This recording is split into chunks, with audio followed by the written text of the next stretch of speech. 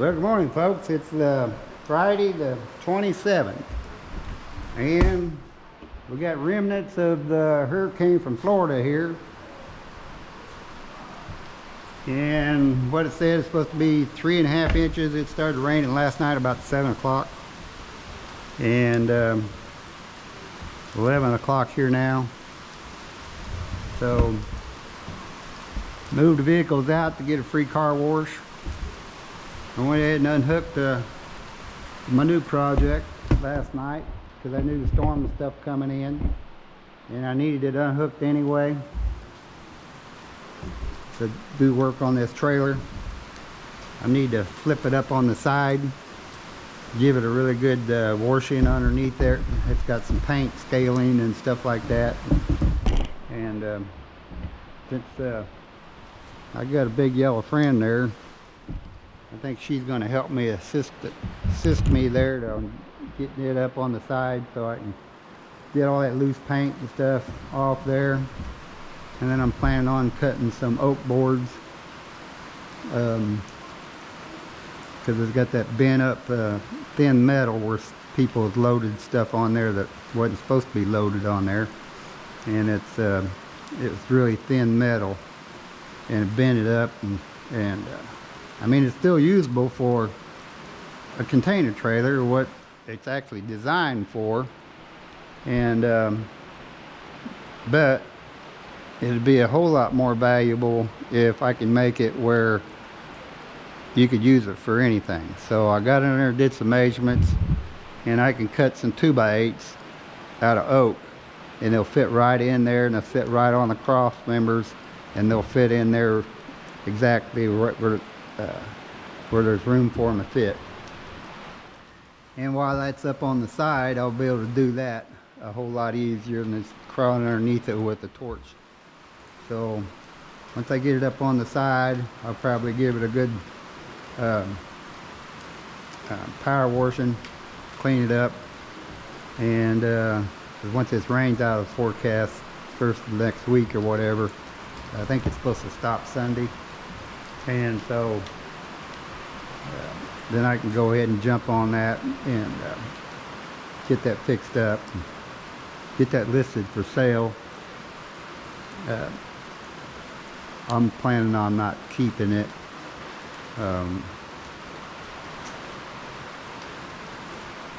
So anyway, got the trucks outside, give me some room to work around in here.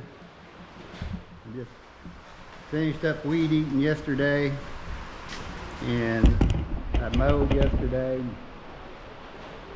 because of the rain and stuff coming in, and so I figured, well, I'll just go ahead and mow. I was going to wait, but that weeds and stuff that were growing,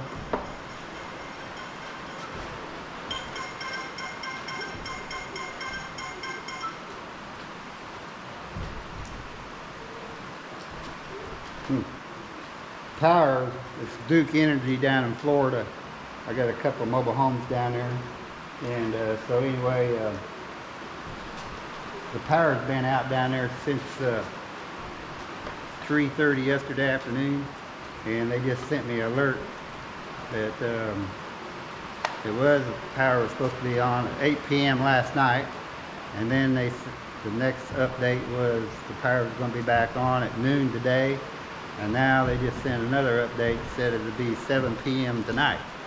So I got a full-time renter down there in one of the mobiles, and she's over at a friend's house, and I guess they got some high winds and stuff down there and storms and stuff, so they're not going to put their crew out. They said the trees were down in various spots, and that's the reason there is no power, and so they're not going to put their crews out until it gets more safer for them to work, which is understandable. Don't want anybody hurt. So anyway, get this stuff moved over here.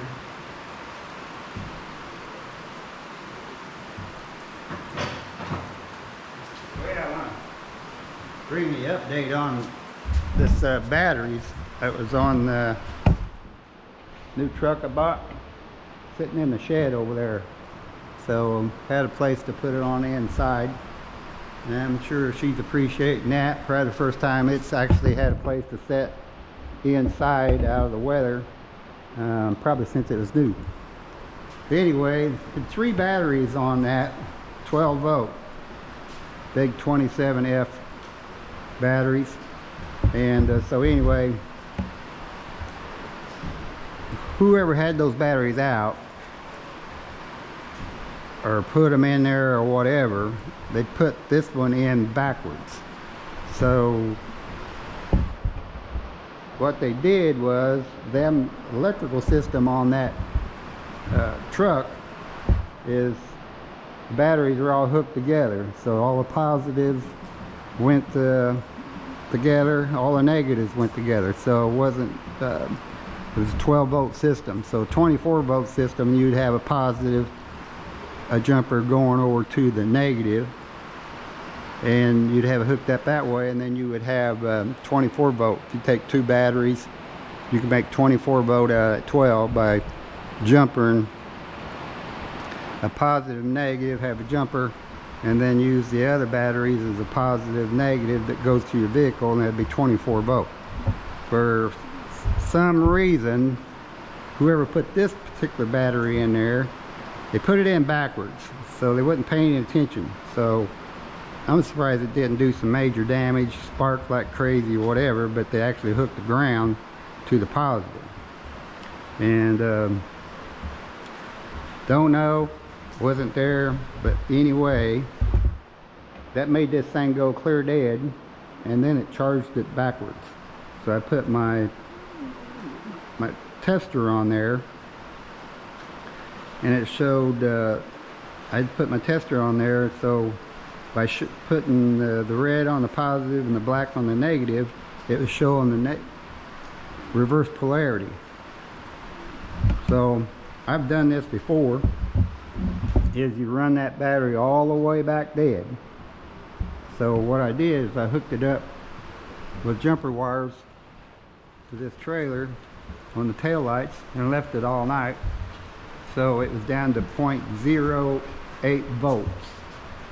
And then I took a little 6 amp charger here, and I started out with 6 volts, turned it on 6 volts, so it wasn't showing turning hardly any amperage out there, and I brought it up to there because it would peg the needle and then kick it out. But if I tried to put 12 volts, that was too much amperage. When I hooked my big charger up there, all the way on low, it was putting in like 30 amps. Well, that's too much, and it was boiling out of one of the cells there. So I went ahead and put my 12 volt 6 amp charger on there, and like I said, I turned it on 12 volt, and it was still putting out too many amps, so it would just kick the charger out. It's got a safety in there. If it's putting out too many amps, it'll just kick it out. And then it's got a relay, it'll kick back in. So I went ahead and just flipped the 6 volt, showing it, hey, I'm charging a 6 volt battery. So anyway, it wasn't putting in very many amps at all, and it would not kick out. Now I think it was putting in like 4 amps, 4 or 5 amps on 6 volt. So that's probably an amp and a half, 2 amp, 3 amp or something, 12 volts. So anyway, I left it all night, and then I come in here and it was down to, it was all the way down. So it already had that charged up, so it wasn't putting any more voltage in. So I went ahead and flipped it over to 12 volt, and it's able to stay in. I think she's putting in like, putting in 6 amps right there. So it's been a long time since I've done one of these, but anyway, it worked out real good. I'm hoping to salvage this battery, because those batteries right now are probably close to $175 a piece. So I'm hoping I could salvage this battery, because it's not that old of a battery. So I went ahead and put just the 2, because they had 3 batteries in it. I went ahead and put the 2 back in the truck and hooked them up, because I needed to get it started, to get it unhooked from there and get it in the shed. So worst case scenario, If not, if I can't get that salvageable where I can keep it. Remember my big red friend. Oh, I need to go out there and shut that door. But anyway, I was taking pictures of the inside of that shredder unit there to put on. A guy wanted to see some pictures on it. So, but anyway, if you remember that truck there when I bought it at the auction, the batteries were deader than a doornail. I mean dead. So I brought them home, and slowly, it's what you got to do with a dead battery. You got to bring them back up slowly, and they're maintaining a charge.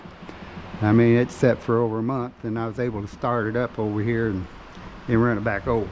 So I'm gonna hop on the golf cart real quick. And I noticed that when I was mowing, I said I need to stop, and I meant to get back over there. Yeah, it's raining, but I don't want it raining in that truck there. So I'll run over there real quick and do that, and then I'll get back to you. GoPro stop recording.